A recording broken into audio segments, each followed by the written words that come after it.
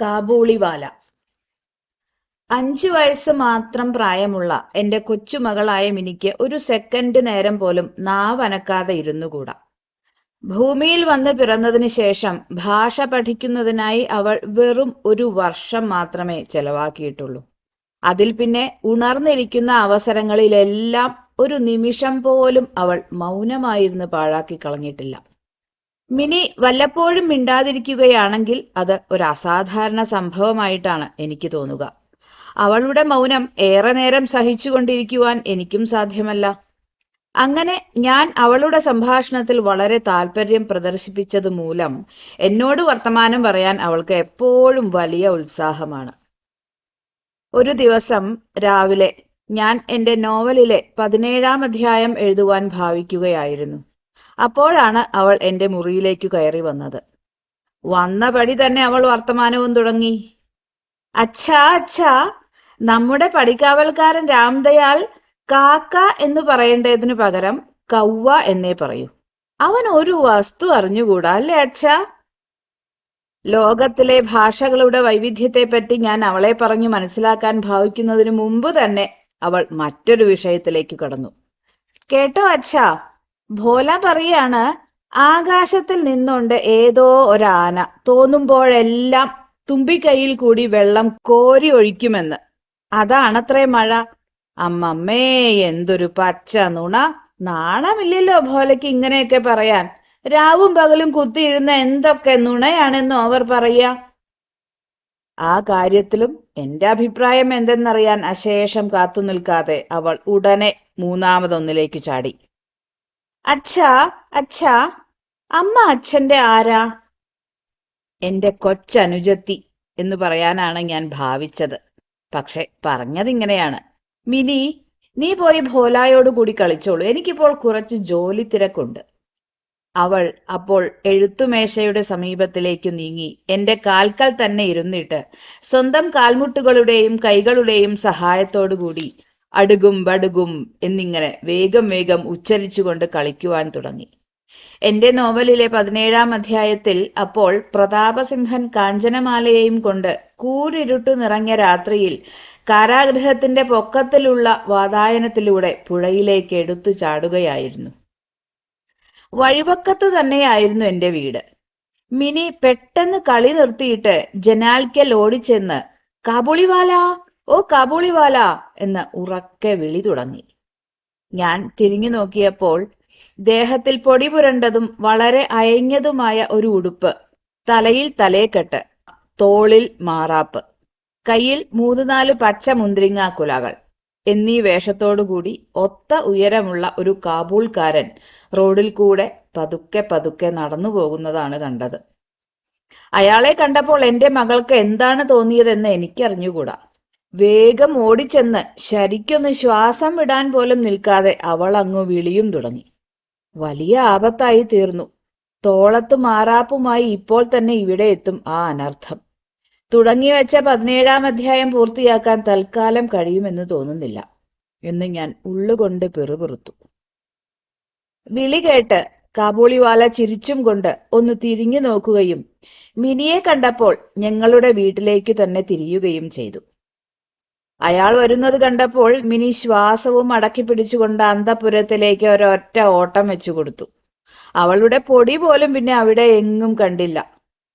കാബൂളിവാലയുടെ തോളത്ത് തൂങ്ങിക്കിടക്കുന്ന ആ വലിയ മാറാപ്പിനുള്ളിൽ തപ്പി നോക്കിയാൽ തന്നെപ്പോലെ ജീവനുള്ള മറ്റ് 3-4 കുട്ടികളെ കൂടി കണ്ടെത്താൻ കഴിയുമെന്നൊരു വിശ്വാസം എങ്ങനെയോ അവളുടെ മനസ്സിൽ തങ്ങി നിന്നിരുന്നു. അതിനിടയിൽ കാബൂളിവാല മുറ്റത്തു വന്നു എനിക്ക് നീട്ടിപ്പിടിച്ചൊരു സലാം തന്ന് ചിരിച്ചും കൊണ്ടു നിലയായി. എന്റെ പ്രതാപസിംഹനും കാഞ്ചനമാലയും വലിയൊരു ദുർഘടസ്ഥിതിയിൽ അകപ്പെട്ടു കിടക്കുകയായിരുന്നു. എങ്കിലും തൽക്കാലം അയാളെ അകത്തു വിളിച്ച് അയാളോട് എന്തെങ്കിലും വാങ്ങിച്ചില്ലെങ്കിൽ അതത്ര ഭംഗിയായിരിക്കില്ലെന്ന് എനിക്ക് തോന്നി. ചില സാമാനങ്ങളെല്ലാം വാങ്ങിച്ചതിനു ശേഷം ഞാൻ അയാളുമായി ചെറിയൊരു സംഭാഷണത്തിൽ ഏർപ്പെട്ടു. അബ്ദുറഹ്മാൻ, റഷ്യക്കാർ, ഇംഗ്ലീഷുകാർ മുതലായവർ അതിർത്തി സംസ്ഥാനങ്ങളുടെ രക്ഷയ്ക്കായി അനുവർത്തിച്ചു വരുന്ന നയങ്ങളും മറ്റുമായിരുന്നു ഞങ്ങളുടെ സംഭാഷണ വിഷയം. സംഭാഷണമെല്ലാം തീർന്ന് എഴുന്നേറ്റു പോകാൻ തുനിഞ്ഞപ്പോൾ അയാൾ ബാബു, നിങ്ങളുടെ ആ കൊച്ചു പെൺകുട്ടി എങ്ങോട്ട് പോയി എന്ന് ചോദിച്ചു. മിനിയുടെ അകാരണമായ ഭയമൊന്നു തീർത്തു വെക്കുന്നത് നല്ലതാണെന്ന് തോന്നുകയാൽ ഞാൻ അവളെ അന്തഃപുരത്തിൽ നിന്ന് ആളയച്ചു വരുത്തി. അവൾ ആ കാബൂൾക്കാരന്റെ മുഖത്തും അയാളുടെ മാറാപ്പിലും സംശയഭാവത്തിൽ സൂക്ഷിച്ചു നോക്കിക്കൊണ്ട് എന്റെ ശരീരത്തോട് പറ്റിപ്പിടിച്ച് നിന്നതേയുള്ളൂ. അയാൾ ഭാണ്ഡത്തിൽ നിന്ന് കിസ്മിസും കാരക്കയും എടുത്ത് അവളുടെ നേർക്ക് നീട്ടി. അവൾ അതൊന്നും വാങ്ങാൻ കൂട്ടാക്കിയില്ലെന്നു മാത്രമല്ല, ഇരട്ടിച്ച സന്ദേഹത്തോടുകൂടി എന്റെ കാൽമുട്ടുകൾക്കിടയിലായി ഒന്നുകൂടി ചേർന്നു നിൽക്കുകയും ചെയ്തു. അവർ തമ്മിലുള്ള ആദ്യത്തെ പരിചയം ഇങ്ങനെ കഴിഞ്ഞു. ഏതാനും നാളുകൾക്കു ശേഷം ഒരു ദിവസം രാവിലെ എന്തോ അത്യാവശ്യം പ്രമാണിച്ച് ഞാൻ വീട്ടിൽ നിന്ന് പുറത്തേക്കിറങ്ങുവാൻ ഭാവിക്കുമ്പോൾ എന്റെ മകൾ പടിപ്പുരയ്ക്കു സമീപമുള്ള ഒരു ബെഞ്ചിന്മേലിരുന്ന് ഇടതടവില്ലാതെ സംസാരിക്കുന്നതും ആ പഴയ കാബൂൾക്കാരൻ അവളുടെ കാൽക്കൽ ഇരിപ്പുറപ്പിച്ച് സ്മേരമുഖനായി അതെല്ലാം ശ്രദ്ധിച്ചു കേൾക്കുകയും ഇടയ്ക്കിടയ്ക്ക് സന്ദർഭാനുസരണം തനിക്കുള്ള അഭിപ്രായങ്ങൾ ഒരുതരം മുടന്തൻ ഭാഷയിൽ പ്രകടിപ്പിക്കുകയും ചെയ്തുകൊണ്ടിരിക്കുന്നത് എന്റെ ദൃഷ്ടിയിൽപ്പെട്ടു. മിനിക്ക് അവളുടെ 5 കൊല്ലത്തെ ജീവിതത്തിനിടയിൽ അച്ഛനെ ഒഴിച്ചാൽ ഇത്രയും ക്ഷമയുള്ള ഒരു ശ്രോതാവിനെ ഒരിക്കലും കിട്ടിക്കാണുകയില്ല. സൂക്ഷിച്ചു നോക്കിയപ്പോൾ അവളുടെ മടിക്കുത്ത് നിറയെ ബദാം, കിസ്മസ് മുതലായ സാധനങ്ങൾ ഉള്ളതായും കണ്ടു. ഉടനെ ഞാൻ കാബൂളിവാലയ്ക്കൊരു താക്കീതു നൽകി. ഇതെല്ലാം താൻ എന്തിനാണ് അവൾക്ക് കൊടുക്കുന്നത്? മേലാൽ അവൾക്കൊന്നും കൊടുത്തേക്കരുത് കേട്ടോ എന്നു പറഞ്ഞ് കുപ്പായ കീശയിൽ നിന്നും ഒരു 8 അണ നാണ്യമെടുത്ത് അയാൾക്ക് കൊടുക്കുകയും ചെയ്തു. യാതൊരു വൈമനസ്യവും കാണിക്കാതെ അയാൾ അത് വാങ്ങി തന്റെ ഭാണ്ഡത്തിൽ നിക്ഷേപിക്കുകയും ചെയ്തു. ആവശ്യം കഴിഞ്ഞ് ഞാൻ വീട്ടിൽ മടങ്ങിയെത്തിയപ്പോൾ ആ 1/2 രൂപ നാണ്യത്തെ ചൊല്ലി ഒരു മുഴുബഹളം തന്നെ അവിടെ നടക്കുകയായിരുന്നു. മിനിയുടെ അമ്മ മിന്നിത്തിളങ്ങുന്ന ആ വട്ടത്തിലുള്ള വെള്ളി നാണ്യം ചൂണ്ടിക്കാണിച്ചുകൊണ്ട് ശാസനാസുരത്തിൽ മിനിയോട് ചോദിച്ചു, നിനക്ക് ആ 8 അണ എവിടെ നിന്നാടി കിട്ടിയത്? മിനി, എനിക്കു കാബൂളിവാല തന്നതാ. അമ്മ, നീ എന്തിന് അയാളോട് അത് വാങ്ങാൻ പോയി? കരയുവാൻ വട്ടം കൂട്ടിക്കൊണ്ട് മിനി സമാധാനം പറഞ്ഞു, ഞാൻ ചോദിച്ചില്ല, അയാൾ തന്നതാ. അപ്പോഴേക്കും ഞാൻ അവിടെ ഓടിയെത്തി. ഞാൻ ഉടനെ മിനിയെ വാരിയെടുത്ത് പുറത്തേക്ക് കൊണ്ടുപോവുകയും അങ്ങനെ അവൾക്ക് നേരിടാമായിരുന്ന ആപത്തിൽ നിന്ന് അവളെ രക്ഷിക്കുകയും ചെയ്തു. മിനിയും കാബൂളിവാലയും തമ്മിലുള്ള 2ാമത്തെ കൂടിക്കാഴ്ചയായിരുന്നില്ല അതെന്നും അയാൾ ദിവസം പ്രതി എന്നവണ്ണം അവിടെ വന്ന് ബദാമും കിസ്മസും മറ്റും സമ്മാനിച്ച് മിനിയുടെ കൊതി നിറഞ്ഞ ആ കൊച്ചു ഹൃദയത്തെ നേരത്തെ തന്നെ വശീകരിച്ചു കഴിഞ്ഞിരുന്നുവെന്നും അന്വേഷണത്തിൽ നിന്നും എനിക്ക് മനസ്സിലായി. ആ 2 ചങ്ങാതിമാരും തമ്മിൽ പതിവായി ചില ഫലിതങ്ങളും നേരം പോക്കുകളും നടന്നുകൊണ്ടിരുന്നു. റഹ്മത്തിനെ കണ്ടാൽ ഉടനെ എന്റെ മകൾ ചിരിച്ചുകൊണ്ട് ചോദിക്കുകയായി, കാബൂളിവാല, ഓ കാബൂളിവാല, നിങ്ങളുടെ ആ ഭാണ്ഡത്തിനകത്ത് എന്താ? വിലക്ഷണമായ ഒരു ഉച്ചാരണ വിശേഷത്തോടുകൂടി ചിരിച്ചും കൊണ്ടുതന്നെ റഹ്മത്ത് ആണ എന്ന് അതിന് മറുപടി പറയും. അയാളുടെ ആ വലിയ ഭാണ്ഡത്തിനകത്ത് ഒരാന ഇരിപ്പുണ്ടെന്നാണ് ആ ഫലിതത്തിന്റെ സാരം. പറയത്തക്ക എന്തെങ്കിലും ഫലിതം ആ ഉത്തരത്തിൽ അടങ്ങിയിട്ടുണ്ടെന്ന് പറയാൻ വയ്യെങ്കിലും ആ 2 കൂട്ടരെയും നല്ലവണ്ണം രസിപ്പിക്കുവാൻ അത് ധാരാളം പര്യാപ്തമായിരുന്നു എന്നുള്ളതിൽ സംശയമില്ല. ശരൽക്കാലത്തിലെ പ്രഭാത സമയങ്ങളിൽ ഒരു വയസ്സനും ഒരു കൊച്ചുകുട്ടിയും അടുത്തടുത്തിരുന്ന് ഇങ്ങനെ നേരം പോക്ക് പറഞ്ഞും ചിരിച്ചും രസിക്കുന്നത് കാണുമ്പോൾ ഏതായാലും എനിക്കൊരു സന്തോഷമൊക്കെ തോന്നാറുണ്ട്. മറ്റൊരു നേരം പോക്ക് കൂടി അവരുടെ ഇടയിൽ നടപ്പുണ്ടായിരുന്നു. റഹ്മത്ത് ചിലപ്പോൾ മിനിയോട് പറയും, എന്റെ കുട്ടി, നീ ഒരിക്കലും ശ്വശൂരഗൃഹത്തിലേക്ക് പോകരുത് കേട്ടോ. സാധാരണ ബംഗാളി ഗൃഹങ്ങളിലെ പെൺകുട്ടികളെല്ലാം പിഞ്ചുപ്രായം മുതൽക്കേ ശ്വശൂരഗൃഹം എന്ന വാക്ക് കേട്ട് പരിചയമുള്ളവരാണ്. അതിന്റെ അർത്ഥം അവർക്ക് ആരും പറഞ്ഞു കൊടുക്കണമെന്നില്ല. എന്നാൽ ഞങ്ങൾ അല്പം പുതിയ സമ്പ്രദായക്കാരായിരുന്നതുകൊണ്ട് തീരെ ചെറിയ കുട്ടിയായ മിനിയോട് ശ്വശൂരഗൃഹത്തിലെ കാര്യങ്ങളെല്ലാം പറഞ്ഞ് അവളെ കാലേ കൂട്ടി കരുതലുള്ളവളാക്കി തീർക്കാൻ മുതിർന്നില്ല. അതിനാൽ റഹ്മത്തിന്റെ അപേക്ഷയുടെ അർത്ഥമെന്തെന്ന് മനസ്സിലാക്കുവാൻ അവൾക്ക് കഴിയുമായിരുന്നില്ല. എന്നാൽ എന്തെങ്കിലും ഒരു മറുപടി പറയാതിരിക്കുന്നത് അവളുടെ സ്വഭാവത്തിന് നിരക്കാത്തതുമാണ്. അതിനാൽ അവൾ വീണയിടം കൊണ്ടൊരു വിദ്യ പ്രയോഗിക്കും. നിങ്ങൾ ശ്വശൂരഗൃഹത്തിലേക്ക് പോവുമോ എന്നൊരു മറുചോദ്യമായിരിക്കും അവൾ അങ്ങോട്ട് ചോദിക്കുക. ഞാൻ എന്റെ ശ്വശൂരനെ ഇടിച്ചു കൊന്നുകളയും. സങ്കല്പത്തിലുള്ള ശ്വശൂരന്റെ നേരെ മുഷ്ടി ചുരുട്ടി ഓങ്ങിക്കൊണ്ട് കാബൂളിവാല അതിന് സമാധാനം പറയും. ശ്വശൂരഗൃഹം എന്ന വാക്കിന് ജയിൽ എന്ന ഒരർത്ഥം കൂടി ബംഗാളി ഭാഷയിലുണ്ട്. അപ്പോൾ ശ്വശൂരൻ പോലീസുകാരനുമായല്ലോ. അത് കേൾക്കുമ്പോൾ തനിക്കൊട്ടും പരിചയമില്ലാത്ത ശ്വശൂരൻ എന്ന ആ പാവപ്പെട്ട ജീവിക്ക് നേരിടാൻ പോകുന്ന ദുരവസ്ഥയെപ്പറ്റി ഓർത്ത് മിനി പൊട്ടിച്ചിരിക്കും. തെളിഞ്ഞ ശരൽക്കാലം. പണ്ടത്തെ രാജാക്കന്മാരെല്ലാം ഇക്കാലത്താണ് ദിഗ്വിജയത്തിന് പുറപ്പെടുക. കൽക്കത്ത വിട്ട് ഇതുവരെ ഒരിടത്തും പോകാത്തവനാണ് ഞാൻ. പക്ഷെ എന്റെ മനസ്സാകട്ടെ അതുകൊണ്ട് തന്നെ ആയിരിക്കാം ലോകം മുഴുവനും ചുറ്റി സഞ്ചരിച്ചുകൊണ്ടേയിരിക്കുകയാണ്. ചിരപ്രവാസം അനുഷ്ഠിക്കുന്ന ഒരുവനെ പോലെ ഞാൻ എപ്പോഴും എന്റെ മുറിയുടെ മൂലയ്ക്കൽ തന്നെ അങ്ങനെ ചടഞ്ഞുകൂടി സമയം പോക്കുമെങ്കിലും എന്റെ ഹൃദയം ബാഹ്യലോകവുമായി ബന്ധപ്പെടാൻ നിരന്തരം തിരക്കുകൂട്ടിക്കൊണ്ടിരിക്കും. വല്ല വിദേശത്തിന്റെയും പേരുകേട്ടാൽ ഉടനെ എന്റെ മനസ്സ് അവിടേക്ക് പാഞ്ഞു ചെല്ലുകയായി. ഏതെങ്കിലും ഒരു വിദേശിയെ കണ്ടെത്തിയാൽ പെട്ടെന്ന് നദിയുടെയോ പർവ്വതത്തിന്റെയോ അരണ്യത്തിന്റെയോ സമീപത്തിലുള്ള ഒരു കൊച്ചു കുടിലിന്റെ ചിത്രവും അതിനുള്ളിൽ സ്വൈരമായി അധിവസിക്കുന്ന ചെറിയൊരു കുടുംബത്തിന്റെ ഉല്ലാസപൂർണമായ ഒരു ജീവിതകഥയും എന്റെ മനസ്സിൽ ആവിർഭവിക്കുകയുണ്ടായി. എന്റെ സ്വഭാവം ഉദ്ഭിജങ്ങളുടേതുപോലെ വളരെ സങ്കുചിതവും ഭീരുത്വവും നിറഞ്ഞതുമാണ്. വല്ലപ്പോഴും ഞാൻ എന്റെ ഇടുങ്ങിയ പരിധി വിട്ട് പുറത്തു കടക്കുവാൻ ഭാവിച്ചാൽ ഉടനെ എന്റെ തലയിൽ ഇടിത്തീ വീഴുമെന്നോർത്ത് എനിക്ക് ഭയമാകും. തന്മൂലം ഞാൻ പ്രഭാത സമയങ്ങളിൽ എന്റെ ചെറിയ മുറിക്കകത്തുള്ള മേശയ്ക്ക് മുമ്പിലിരുന്ന് കാബൂളിവാലയുമായി സംസാരിച്ചുകൊണ്ടു തന്നെ എന്റെ ദേശസഞ്ചാരത്തിലുള്ള മോഹം തീർക്കും. ഇരുവശങ്ങളിലും നിമ്നോന്നതങ്ങളും ദുർഗമങ്ങളും രക്തവർണ്ണങ്ങളുമായ വരണ്ടുകിടക്കുന്ന പൊക്കം കൂടിയ പർവ്വത നിരകൾ, അവയ്ക്കിടയിൽ നീണ്ടു നീണ്ടു കിടക്കുന്ന ഇടുങ്ങിയ മരുപ്പാതകൾ, അവയിലൂടെ വലിയ വലിയ കെട്ടുകളും പേറിക്കൊണ്ട് മന്ദം മന്ദം സഞ്ചരിക്കുന്ന ഒട്ടകക്കൂട്ടങ്ങൾ, അവയുടെ പുറത്ത് പൊന്തൻ തലയെക്കെട്ടുകൾ ധരിച്ച കച്ചവടക്കാർ, ഒട്ടകപ്പുറത്തും കാൽനടയായും സഞ്ചരിക്കുന്ന യാത്രക്കാർ, ചിലരുടെ കയ്യിൽ കുന്തങ്ങൾ, ചിലരുടെ കയ്യിൽ തോക്കുകൾ എന്നിങ്ങനെ തന്റെ സ്വദേശത്തെക്കുറിച്ചുള്ള പല പല വിവരങ്ങളും സ്വതസിദ്ധമായ ഇടിമുഴക്കം പോലുള്ള സ്വരത്തിൽ ഒടിച്ചു ഞെരിഞ്ഞ ബംഗാളി ഭാഷയിൽ അയാൾ ഇരുന്നു പറയും. അപ്പോഴൊക്കെ അവയുടെയെല്ലാം സ്പഷ്ടമായ ചിത്രങ്ങൾ എന്റെ കൺമുമ്പിലൂടെ നീങ്ങിക്കൊണ്ടിരിക്കുകയും ചെയ്യും. മിനിയുടെ അമ്മ വളരെ പേടിയുള്ള കൂട്ടത്തിലാണ്. അവൾക്ക് എപ്പോഴും ആരെപ്പറ്റിയും സംശയമാണ്. വഴിയിൽ വല്ല ഒച്ചയും കേട്ടാൽ മതി, നാട്ടിലുള്ള കള്ളുകുടിയന്മാരെല്ലാം കൂട്ടം കൂടി ഞങ്ങളുടെ വീട്ടിൽ കയറി ആക്രമിക്കാൻ വരികയാണെന്ന് കരുതി അവൾ കിടന്ന് പരിഭ്രമിക്കും. കൊള്ളക്കാർ, കള്ളന്മാർ, കള്ളുകുടിയന്മാർ, പാമ്പുകൾ, പുലികൾ, ചൊറിയൻ പുഴുക്കൾ, പാറ്റകൾ, വെള്ളക്കാർ എന്നീ ശല്യക്കാരെ കൊണ്ട് നാടെല്ലാം നിറഞ്ഞിരിക്കുകയാണെന്നാണ് അവളുടെ വിശ്വാസം. ഇത്രയും നാൾ, അധികമൊന്നുമില്ലെങ്കിലും ഭൂമിയിൽ ജീവിച്ചിട്ടും ഈ ഒരു ഭയം ഇനിയും അവളെ വിട്ടുപിരിഞ്ഞിട്ടില്ല. കാബൂൾക്കാരനായ റഹ്മത്തിനെ സംബന്ധിച്ചും അവൾക്ക് പൂർണ്ണമായ വിശ്വാസം ഉണ്ടായിരുന്നില്ല.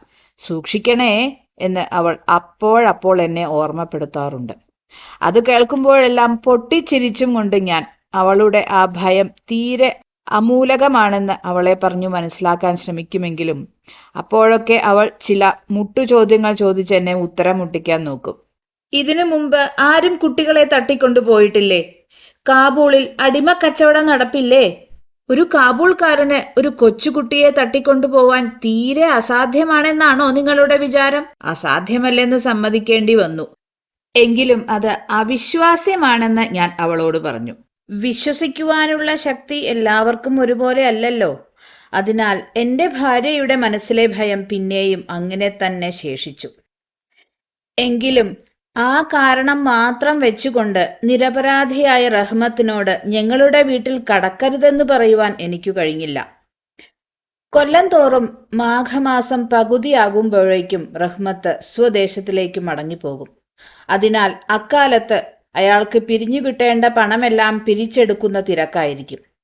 അയാൾക്ക് ഓരോ വീടും കയറി ഇറങ്ങേണ്ടി വരും. എങ്കിലും അതിനിടയിലും ദിവസത്തിൽ ഒരു പ്രാവശ്യമെങ്കിലും അയാൾ മിനിയെ വന്നു കാണാതിരിക്കയില്ല. അക്കാലത്തെ അയാളുടെ ആ ധൃതി പിടിച്ച വരവും പോക്കും കണ്ടാൽ രണ്ടുപേരും തമ്മിൽ എന്തോ ഒരു ഗൂഢാലോചനയ്ക്ക് വട്ടം കൂട്ടുകയാണെന്നാണ് ആർക്കും തോന്നുക. രാവിലെ വന്നു പോകാൻ സാധിക്കാത്ത ദിവസങ്ങളിലെല്ലാം അയാൾ സന്ധ്യയ്ക്ക് തീർച്ചയായും എത്തും. ഇരുട്ടു നിറഞ്ഞ മുറിയുടെ മൂലയ്ക്കലായി വളുസ കുപ്പായവും പൈജാമയും ധരിച്ച് തോളിൽ മാറാപ്പും തൂക്കിയിട്ട് പ്രാകൃത വേഷത്തിൽ നിൽക്കുന്ന ആ ഭീമാകാരനെ കാണുമ്പോൾ വാസ്തവത്തിൽ എനിക്കും തെല്ലൊരാശങ്ക ഉണ്ടാവാറുണ്ട്. പക്ഷെ അപ്പോഴേക്കും കാബൂളിവാല, ഓ കാബൂളിവാല എന്ന് ഉറക്കെ വിളിച്ചും കിലുകിലെ ചിരിച്ചും മിനി അവിടെ ഓടിയെത്തുകയും അങ്ങനെ പ്രായത്തിൽ അജഗജാന്തരമുള്ള ആ ചങ്ങാതിമാർ രണ്ടുപേരും അവിടെ ഇരുന്ന് അന്യോന്യം നേരം പോക്കും ഫലിതവും പറഞ്ഞ് രസിക്കുകയും ചെയ്യുന്നത് കാണുമ്പോൾ നേരത്തെ തോന്നിയ ശങ്കകളെല്ലാം പമ്പ കടക്കുകയും എൻ്റെ മനസ്സ് പ്രസന്നമായി തീരുകയും ചെയ്യും. ഒരു ദിവസം രാവിലെ ഞാൻ എൻ്റെ ചെറിയ മുറിയിലിരുന്ന് പ്രൂഫ് പരിശോധിക്കുകയായിരുന്നു. യാത്ര പറയുവാൻ ഒരുങ്ങി നിൽക്കുന്ന മഞ്ഞുകാലം. 3-4 ദിവസമായിട്ട് കൈവശമുള്ള ചരക്കെല്ലാം കണ്ണുമടച്ച് ചെലവാക്കുകയായിരുന്നു. വിറങ്ങലിക്കുന്ന തണുപ്പ് അപ്പോഴും വിട്ടുമാറിയിരുന്നില്ല. പ്രഭാത സൂര്യന്റെ രശ്മികൾ ജനാലപ്പഴുതിലൂടെ ഉള്ളിൽ കടന്ന് എൻ്റെ കാലിന്മേൽ വന്ന് വീണുകൊണ്ടിരുന്നു. ആ ഇളം വെയിലിന്റെ ചൂട് എനിക്ക് ഏറ്റവും ഹൃദയംഗമമായി തോന്നി. നേരം ഏറെക്കുറെ 8 മണിയായി കാണും. തലയിൽ മഫ്ലറും കെട്ടി പ്രഭാത സഞ്ചാരത്തിന് ഇറങ്ങിയ കൂട്ടർ മിക്കവരും നടത്തവും കഴിഞ്ഞ് അവരവരുടെ വാസസ്ഥലങ്ങളിൽ മടങ്ങിയെത്തിക്കഴിഞ്ഞു. ആ അവസരത്തിൽ പെട്ടെന്ന് വഴിയിലൊരു ബഹളം കേട്ടു. പുറത്തേക്ക് നോക്കിയപ്പോൾ നമ്മുടെ റഹ്മത്തിനെ 2 പോലീസുകാർ കൈക്ക് വിലങ്ങുവെച്ച് റോഡിൽ കൂടെ നടത്തിക്കൊണ്ടു പോകുകയാണ്. ജിജ്ഞാസ നിറഞ്ഞ ഒരു സംഘം പിള്ളേർ പിന്നാലെ കൂടിയിട്ടുമുണ്ട്. റഹ്മത്തിന്റെ വസ്ത്രങ്ങളിന്മേൽ രക്തത്തിന്റെ പാടുകാണാം. കൂടെയുള്ള പോലീസുകാരിൽ ഒരാളുടെ കയ്യിൽ ചോര പുരണ്ട വലിയൊരു കത്തിയുമുണ്ട്. ഞാൻ വേഗത്തിൽ പടിക്കൽ ചെന്നു പോലീസുകാരെ വിളിച്ചു നിർത്തി സംഗതി എന്താണെന്ന് അന്വേഷിച്ചു. ഞങ്ങളുടെ അയൽപ്പക്കത്തുകാരനായ ഒരാൾ റഹ്മത്തിനോട് ഒരു രാമപുരി സാൽവ വാങ്ങിച്ച വകയിൽ അല്പം പണം അയാൾക്ക് ബാക്കി കൊടുക്കുവാനുണ്ടായിരുന്നു. റഹ്മത്ത് പണം ആവശ്യപ്പെട്ടപ്പോൾ താനൊന്നും കൊടുക്കുവാനില്ലെന്ന് അയാൾ കളവു പറഞ്ഞു. അതിനെപ്പറ്റി അന്യോന്യം വാക്കുതർക്കം നടക്കുന്നതിനിടയിൽ റഹ്മത്ത് അയാളെ കത്തിയെടുത്തു കുത്തി. കുറച്ചൊക്കെ പോലീസുകാരിൽ നിന്നും കുറച്ചൊക്കെ റഹ്മത്തിൽ നിന്നും ഞാൻ മനസ്സിലാക്കിയ സംഗതിയുടെ ചുരുക്കം ഇതായിരുന്നു. റഹ്മത്താകട്ടെ കള്ളം പറഞ്ഞ ആ വ്യക്തിയുടെ മേൽ കേട്ടാൽ ചെവി പൊത്തേണ്ട ശകാരവാക്കുകൾ പലതും നിരന്തരം വർഷിച്ചുകൊണ്ടേയിരുന്നു. അപ്പോഴേക്കും കാബൂളിവാല, ഓ കാബൂളിവാല എന്ന് വിളിച്ചുകൊണ്ട് മിനി വീട്ടിനുള്ളിൽ നിന്ന് പുറത്തേക്ക് ഓടിയെത്തി. കാബൂളിവാലയുടെ മുഖം പെട്ടെന്ന് പ്രസന്നമായി. ആ കാട്ടിനുള്ളിൽ ഒരു പുഞ്ചിരിപ്പൂ വിടർന്നു. അയാളുടെ തോളത്ത് അന്ന് മാറാപ്പുണ്ടായിരുന്നില്ല. അതിനാൽ അതിനെപ്പറ്റി പതിവുള്ള ചർച്ച നടത്തുവാൻ നിവൃത്തിയുണ്ടായിരുന്നില്ല. മിനി വന്ന വഴിയെ അയാളോട് ചോദിച്ചത്, നിങ്ങൾ ശ്വശൂരഗൃഹത്തിലേക്ക് പോവോ എന്ന ചോദ്യമാണ്. റഹ്മത്ത് ചിരിച്ചുകൊണ്ട് അങ്ങോട്ടേക്ക് തന്നെയാണ് പോണത്. തന്റെ മറുപടി മിനിയെ ചിരിപ്പിക്കാൻ പര്യാപ്തമായില്ലെന്ന് കണ്ടപ്പോൾ അയാൾ തന്റെ കൈകൾ നീട്ടി കാണിച്ചുകൊണ്ട് പറഞ്ഞു, ശ്വശൂരനെ ഞാൻ തല്ലിക്കൊല്ലുമായിരുന്നു. പക്ഷെ എന്തു ചെയ്യാം, കണ്ടില്ലേ എന്റെ കൈകൾ ബന്ധിച്ചിരിക്കുകയാണ്. മരണകരമായ കയ്യേറ്റം നടത്തിയ കുറ്റത്തിന് റഹ്മത്തിനെ ഏതാനും കൊല്ലത്തെ തടവു ശിക്ഷയ്ക്ക് വിധിച്ചു. നാളുകൾ മുന്നോട്ടു നീങ്ങി. കാബൂളിവാലയുടെ കാര്യം തന്നെ ഞങ്ങൾ മറന്ന കൂട്ടത്തിലായി. പഴയപടി വീട്ടിലിരുന്ന് പതിവുള്ള ജോലികളിൽ മുഴുകി ഞങ്ങൾ ദിവസങ്ങൾ ഓരോന്നായി കഴിച്ചുകൂട്ടി. ആ നിത്യജീവിതത്തിനിടയിൽ മലമ്പ്രദേശത്തുകാരനായ ഒരു സ്വതന്ത്ര പൗരൻ കാരാഗൃഹത്തിന്റെ ഇരുമ്പഴികൾക്കുള്ളിൽ കിടന്ന് എങ്ങനെയാണ് നീണ്ട നീണ്ട കൊല്ലങ്ങൾ തള്ളി നീക്കുന്നതെന്നുള്ള കഥ ഞങ്ങളുടെ മനസ്സിൽ ആവിർഭവിച്ചതേയില്ല. അസ്ഥിര പ്രകൃതിയായ മിനിയുടെ പെരുമാറ്റമാണ് അത്യന്തം ലജ്ജാകരമായി എനിക്ക് തോന്നിയത്. അവളുടെ അച്ഛനാണെങ്കിലും എനിക്കത് സമ്മതിക്കാതെ വയ്യ. അവൾ തന്റെ പഴയ ചങ്ങാതിയെ പാടെ വിസ്മരിച്ച് ആദ്യം നബി സാഹിബുമായി ചങ്ങാത്തം കൂടി. പിന്നീട് പ്രായം കൂടുന്തോറും തോഴന്മാരാരും വേണ്ടെന്ന് വെച്ച് അവർക്ക് പകരം അവൾ തോഴികളെ തിരഞ്ഞെടുത്തു തുടങ്ങി. ചുരുക്കത്തിൽ ഈയിടെയായിട്ട് സ്വന്തം അച്ഛന്റെ വായന മുറിയിൽ പോലും അവളെ ഒന്ന് കണ്ടുകിട്ടാൻ പ്രയാസമായി തീർന്നിരിക്കുകയാണ്. അതുകാരണം അവളോട് എനിക്കിപ്പോൾ മിക്കവാറും പിണക്കം തന്നെയാണെന്ന് പറയാം. കുറെ കൊല്ലങ്ങൾ അങ്ങനെ കഴിഞ്ഞു. മറ്റൊരു ശരത്കാലം വന്നു. മിനിയുടെ വിവാഹം തീർച്ചപ്പെടുത്തി കഴിഞ്ഞിരിക്കുന്നു. നവരാത്രി ഒഴിവിൽ അത് നടത്താമെന്ന് വെച്ചിരിക്കയാണ്. കൈലാസവാസിനിയായ പാർവതിയോടൊപ്പം എന്റെ ഗൃഹത്തിലെ ആനന്ദദീപവും അന്ന് പിതൃഗൃഹത്തെ അന്ധകാരത്തിലാഴ്ത്തിക്കൊണ്ട് പതിഗൃഹത്തിലേക്ക് പോയിക്കളയും. അന്നത്തെ പ്രഭാതം അത്യന്തം സുന്ദരമായിട്ടാണ് പുലർന്നു വന്നത്. മഴക്കാലം കഴിഞ്ഞ് തെളിഞ്ഞു നിൽക്കുന്ന ആകാശത്തിൽ പുതുതായി പരന്ന പുലരിവെയിലിന് ദ്രാവകത്തിലിട്ട് കറകളഞ്ഞെടുത്ത തനി പൊന്നിന്റെ പകിട്ടുണ്ടായിരുന്നു. കൽക്കത്ത പട്ടണത്തിലെ ഇടവഴികളിൽ പഴകി ദ്രവിച്ച ഇഷ്ടിക ചുമരുകളോടുകൂടി അന്യോന്യം ഉരുമ്മി നിൽക്കുന്ന വൃത്തികെട്ട വീടുകൾക്കും കൂടി ആ വെയിൽ തട്ടുക മൂലം എന്തെന്നില്ലാത്ത ഒരു അഴക് തോന്നിച്ചിരുന്നു. അതിരാവിലെ മുതൽക്കു തന്നെ എന്റെ ഗൃഹത്തിൽ നാഗസ്വരവാദ്യം മുഴങ്ങിക്കൊണ്ടിരുന്നു. എന്റെ ഹൃദയപഞ്ചരത്തിലെ അസ്ഥികൾക്കുള്ളിൽ നിന്നും പുറപ്പെട്ട ഒരു വിലാപഗാനമായിട്ടാണ് എനിക്കത് അനുഭവപ്പെട്ടത്. ഭൈരവി രാഗത്തിന്റെ കരുണമായ ആലാപനം എന്റെ ആസന്നമായ വിയോഗവ്യഥയെ സൂര്യാതപത്തിലൂടെ ലോകത്തിലെങ്ങും വ്യാപിപ്പിച്ചുകൊണ്ടിരുന്നു. അന്നായിരുന്നു എന്റെ മിനിയുടെ വിവാഹം. പ്രഭാതം മുതൽക്കു തന്നെ വീട്ടിൽ വലിയ തിക്കും തിരക്കുമായിരുന്നു. ആളുകളുടെ വരവും പോക്കും ഇടവിടാതെ നടന്നുകൊണ്ടിരുന്നു. മുറ്റത്ത് മുളങ്കാലുകൾ കെട്ടിയും നാട്ടിയും കല്യാണപ്പന്തൽ വിധാനിച്ചു കൊണ്ടിരുന്നു.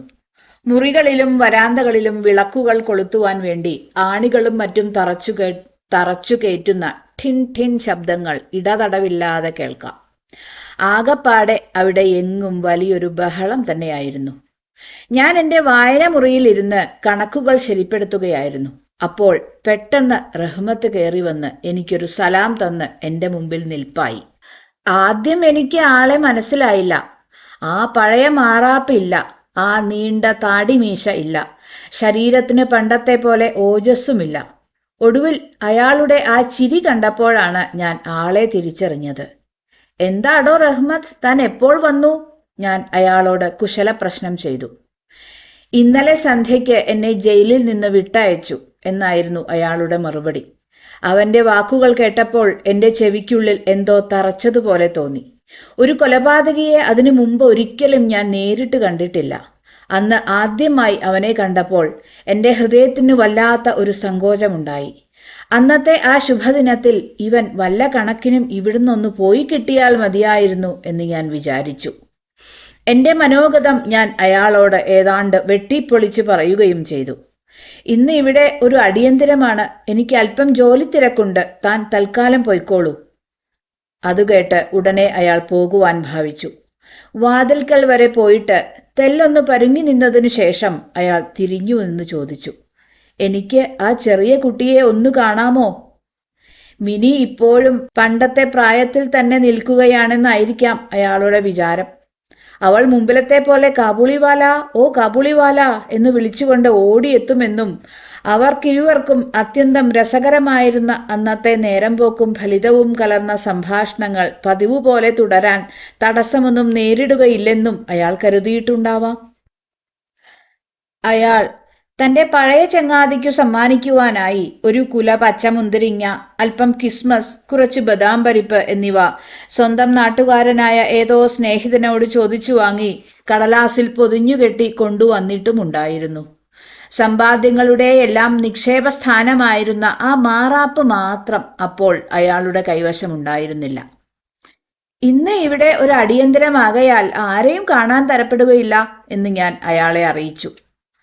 ആശാഭംഗം മൂലമുള്ള ഒരപ്രസന്നത പെട്ടെന്ന് അയാളുടെ മുഖത്തു വ്യാപിച്ചു. അയാൾ എന്റെ മുഖത്തേക്കൊന്ന് സൂക്ഷിച്ചു നോക്കി. അല്പനേരം അങ്ങനെ അനങ്ങാതെ നിന്നതിനു ശേഷം ബാബു സലാം എന്ന് മാത്രം പറഞ്ഞ് വാതിലും കടന്ന് പുറത്തേക്ക് പോവുകയും ചെയ്തു.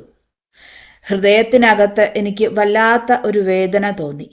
അയാളെ മടക്കി വിളിച്ചാലോ എന്ന് ഞാൻ വിചാരിച്ചു തീരുമ്പോഴേക്കും അതാ വിളിക്കാതെ തന്നെ അയാൾ വീണ്ടും വന്നിരിക്കുന്നു. എന്റെ അടുക്കലേക്ക് നീങ്ങി നിന്നിട്ട്, ഈ പച്ച മുന്തിരിങ്ങയും കിസ്മസും ബദാമും ഞാൻ ആ കുഞ്ഞിനു വേണ്ടി കൊണ്ടുവന്നതാണ്, ഇതൊന്ന് അവൾക്ക് കൊടുത്തേക്കണം എന്ന് പറഞ്ഞ് അയാൾ അതെല്ലാം എന്റെ നേർക്ക് നീട്ടി.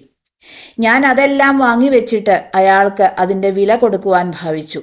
ഉടനെ അയാൾ എന്റെ കൈയിന്മേൽ കടന്നു പിടിച്ച് ഇങ്ങനെ പ്രാർത്ഥിച്ചു, നിങ്ങൾ വളരെ ദയാലുവാണെന്ന് എനിക്കറിയാം. നിങ്ങളുടെ ഔദാര്യം ഞാൻ ഒരിക്കലും മറക്കയില്ല. പക്ഷെ ഇതിന്റെ വില മാത്രം എനിക്ക് തന്നേക്കരുത്. ബാബു, നിങ്ങൾക്ക് ഒരു മകൾ ഉള്ളതുപോലെ എൻ്റെ നാട്ടിൽ എനിക്കും ഒരു മകളുണ്ട്. അവളുടെ ആ മുഖം മനസ്സിൽ ഓർമ്മ വരുമ്പോഴാണ് ഞാൻ ഇടയ്ക്കിടയ്ക്ക് നിങ്ങളുടെ മകൾക്ക് എന്തെങ്കിലും കൊണ്ടുവന്ന് കൊടുക്കുന്നത്. കച്ചവടം നടത്താനൊന്നുമല്ല ഞാൻ ഇവിടെ വരുന്നത്. ഇത്രയും പറഞ്ഞിട്ട് അയാൾ തന്റെ അയഞ്ഞ ഉടുപ്പിനുള്ളിൽ കൈയിട്ട് നെഞ്ചിനടുത്ത് എവിടെയോ നിന്ന് ഒരു തുണ്ടം മുഷിഞ്ഞ കടലാസ് പുറത്തെടുത്ത് വളരെ സൂക്ഷിച്ച് മടക്കെല്ലാം നിവർത്തി ഇരു കൈകൊണ്ടും പിടിച്ച് അത് എന്റെ മേശപ്പുറത്ത് വെക്കുകയും ചെയ്തു. ആ കടലാസിന്മേൽ ഒരു കൊച്ചു കൈപ്പടത്തിന്റെ ഛായ പതിഞ്ഞിട്ടുണ്ടായിരുന്നു. അത് ഒരു ഫോട്ടോ ആയിരുന്നില്ല, എണ്ണച്ചിത്രവുമായിരുന്നില്ല. കൈപ്പടത്തിന്മേൽ കുറെ പുകക്കരി പുരട്ടിയിട്ട് അത് കടലാസിന്മേൽ പതിച്ചതായിരുന്നു. മകളുടെ ആ സ്മാരക ചിഹ്നവും മാറോട് ചേർത്ത് സൂക്ഷിച്ചുകൊണ്ടാണ് റഹ്മത്ത് കൊല്ലം തോറും കൽക്കത്ത പട്ടണത്തിൽ പഴങ്ങൾ വിൽക്കാൻ വരുന്നത്. തന്റെ ഓമന മകളുടെ അത്യന്തം മാർദ്ദവമുള്ള ഒരു കൊച്ചു കൈപ്പടത്തിന്റെ സ്പർശന സുഖം അതുവഴിയായി അയാൾ നിരന്തരം അനുഭവിച്ചു കൊണ്ടിരുന്നു. ആ സാങ്കല്പികമായ അനുഭവമാകട്ടെ വിരഹവ്യഥയിൽ വെന്തുനീറുന്ന വിശാലമായ അയാളുടെ വക്ഷസ്ഥലത്തിൽ അനവരതം അമൃതസേചനം നടത്തിക്കൊണ്ടുമിരുന്നു. അതു കണ്ടപ്പോൾ എന്റെ കണ്ണുകളിൽ വെള്ളം നിറഞ്ഞു. അയാൾ തെരുവിൽ പഴങ്ങൾ വിറ്റു നടക്കുന്ന വെറുമൊരു കാബൂൾക്കാരനാണെന്നും ഞാൻ മാന്യതയുള്ള ഒരു ബംഗാളി കുടുംബത്തിലെ അംഗമാണെന്നുമുള്ള വ്യത്യാസം തന്നെ ഞാൻ മറന്നു. അയാളും ഞാനും ഒരുപോലെയാണെന്ന് മനസ്സിലാക്കുവാൻ എനിക്ക് കഴിഞ്ഞു. അയാളും ഒരു അച്ഛൻ, ഞാനും ഒരച്ഛൻ. മലമുകളിലുള്ള ഒരു കുടിലിൽ താമസിക്കുന്ന അയാളുടെ കൊച്ചു പാർവതിയുടെ ആ കൈപ്പടത്തിന്റെ ഛായ സ്വന്തം മകളായ മിനിയുടെ സ്മരണയാണ് എന്റെ മനസ്സിൽ ഉണർത്തിവിട്ടത്. ഞാൻ തൽക്ഷണം അന്തഃപുരത്തിൽ ആളയച്ച് മിനിയെ വിളിപ്പിച്ചു. പല തടസ്സങ്ങളും അപ്പുറത്തുനിന്ന് പുറപ്പെടാതിരുന്നില്ല. എങ്കിലും ഞാൻ അതൊന്നും തീരെ ശ്രദ്ധിച്ചതേയില്ല. ചുവന്ന പട്ടുചേലയുടുത്തും നെറ്റിയിൽ ചന്ദനക്കുറി തൊട്ടും കല്യാണ വേഷത്തിൽ മിനി ലജ്ജാവനതമുഖിയായി എന്റെ സമീപത്തിൽ വന്നു നിന്നു. ആ വേഷത്തിൽ അവളെ കണ്ടപ്പോൾ കാബൂളിവാല ആദ്യം തെല്ലൊന്നു പകച്ചുപോയി. പഴയ നേരം പോക്കും ഫലിതവും ഒന്നും അയാളിൽ നിന്നും പുറപ്പെട്ടില്ല.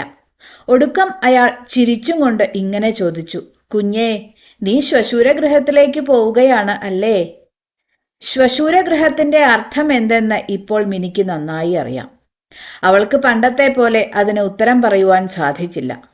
റഹ്മത്തിന്റെ ചോദ്യം കേട്ടിട്ട് ലജ്ജയാൽ അവളുടെ മുഖം തുടുത്തു. അവൾ മുഖവും തിരിച്ചുകൊണ്ട് നിൽപ്പായി. കാബൂളിവാലയും മിനിയും തമ്മിൽ ആദ്യമായി കണ്ടുമുട്ടിയ ദിവസത്തെ കഥ എനിക്ക് ഓർമ്മ വന്നു.